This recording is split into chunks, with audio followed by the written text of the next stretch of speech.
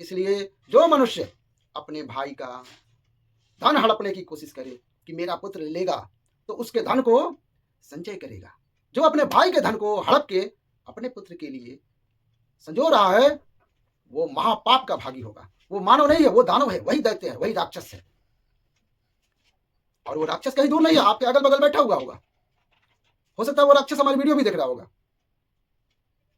भैया, जितना आपको अपनी कमाई से जो धन आपने इकट्ठा किया है, अपने पुत्र के लिए इकट्ठा करो। अपने भाई का धन हड़प कर अपने बेटे को दोगे, आज नहीं तो कल, ज्यादा समय नहीं लगेगा, वो कंगाल हो जाएगा। क्योंकि तुम दानव बने हो। कल को वही बेटा कहेगा, पापा आपने चाचा का धन हड़प के हमें दिया है, अब मैं अपने भाई का धन हड़प लूंगा। अब वो अपने भाई का धन हड़पेगा, क्योंकि आपने वैसे संस्कार दिए। आप बेईमान हो ना, आप राक्षस हो, आप मानव नहीं हो, आप दानव हो। क्योंकि आप दूसरे के हक की संपत्ति को बुरी नजर से देख रहे हो कि कब मौका मिले उसे हड़प ले, कब हमारा भाई मर जाए तो उसका धन हड़प ले। तो मानव बनो, दानव मत बनो। इंसान को पहचानना है ना, तो मैं आज आपको सूत्र बता रहा हूं आप लोगों को।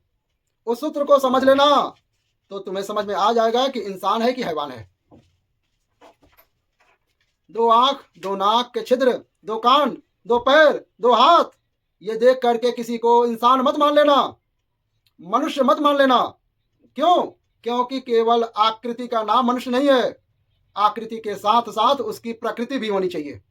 क्या होनी चाहिए? प्रकृति। स्कंद पुराण में वर्णन आता है कि मनुष्य की आकृति के समान 4000 योनियां हैं। कितनी योनियां हैं? जैसा मनुष्य दिखाई देता है ना नर, वैसा ही बानर दिखाई देता है। कुछ कुछ बानर मनुष्य के जैसे दिखते हैं। रीछ मनुष्य के जैसा जीवन जीता है, मनुष्य के जैसा उसका आकृति होती है। भूत, कई भूत मनुष्य के जैसे ही दिखते हैं। बगल से भूत निकल जाएगा, आपको पता भी नहीं चलेगा। भूत, पिशाच, व्याकिनी, डाकिनी, राक्षस, ब्रह्म, बैताल, देवता भी मनुष्य की आकृति के रहते हैं। देखना, जितने देवता हैं सबके 2 हाथ 2 पैर हैं। हमारे जैसे मुख्य आकृति 4000 योनियां मनुष्य के जैसी होती हैं। राक्षस वो भी मनुष्य के जैसे दिखते हैं, उनके भी 2 हाथ 2 पैर हैं, जस के तस रहेंगे। अब यदि तुमने डिजाइन को मनुष्य मान लिया, आकृति को मनुष्य मान लिया, तो तुम राक्षस को मनुष्य मानकर बैठ जाओगे। मौका आएगा वही राक्षस तुमको मार डालेगा। हो रहा है कि नहीं हो रहा इस समय? सच सच बताना। राजस्थान में एक हमारे सिलाई करने वाले व्यक्ति को किसने मारा था?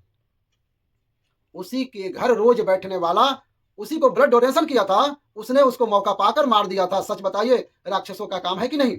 जिसने तुम्हारे ऊपर कृपा की हो, तुम्हारे ऊपर एहसान किया हो, जीवन भर उसका एहसान मानना चाहिए। बंबई में एक बैंक वाले को किसने मारा? उस राक्षस ने मार दिया, जिसको मुसीबत के समय में उसने बिना ब्याज के कर्ज दिया था, उसी ने उसको मार दिया। इस कौम के लोगों को मनुष्य मानना अपने पैर पे कुल्हाड़ी मारने के बराबर है। ये मनुष्य नहीं है, राक्षस है। समझ में आई कि नहीं ये बात? आकृति से कोई मनुष्य नहीं होता। आकृति के साथ साथ उसकी प्रकृति भी मनुष्य की होनी चाहिए। मनुष्य की आकृति और प्रकृति क्या है? आकृति जो दिखाई दे रहा है, 2 हाथ 2 पैर, 2 नाक, 2 कान, 2 आंख, मुंह, जो दूसरों के धन को जहर के समान समझे, अरे भैया हम दूसरे का 1 रुपया भी नहीं लेंगे, समझ लेना वो मनुष्य है। जो दूसरे की स्त्री को, दूसरे की पत्नी को, दूसरे की पुत्री बेटी को सम्मान की दृष्टि से देखे, पर स्त्री को मां के समान देखे, समझ लेना वही मनुष्य है। ये मनुष्य की आकृति और प्रकृति।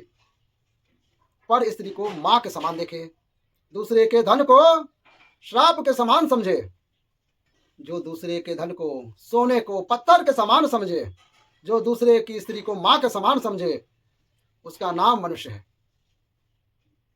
वो मानव है। राक्षस कौन? दूसरे के धन को कैसे हड़पे, जिसके मन में ये भावना हो, समझ लेना वो राक्षस है। दूसरे की स्त्री बहन बेटियों को जो बुरी नजर से दिखाई देता हो, उसको समझ लेना वही राक्षस है। और भैया, तुम मानव के ऊपर मानवाधिकार लगाओ, अच्छी बात है, लेकिन दानवों के ऊपर तुम मानवाधिकार लगाओगे ना, तो मानव बचने वाले नहीं हैं। है कि नहीं, ये नष्ट हो जाएंगे। इसलिए मानव और दानव को ये प्रकृति से भेद समझने की आवश्यकता है। उसकी प्रकृति समझो, उसकी आकृति से समझ नहीं आएगा, व्यक्ति के दृष्टि से समझ नहीं आएगा कि ये मानव है, उसके दृष्टिकोण से समझ में आएगा कि ये दृष्टि नहीं, दृष्टिकोण महत्वपूर्ण है। अगर वीडियो अच्छी लगी तो प्यारा सा लाइक कीजिएगा और चैनल को सब्सक्राइब करिएगा। हर हर महादेव।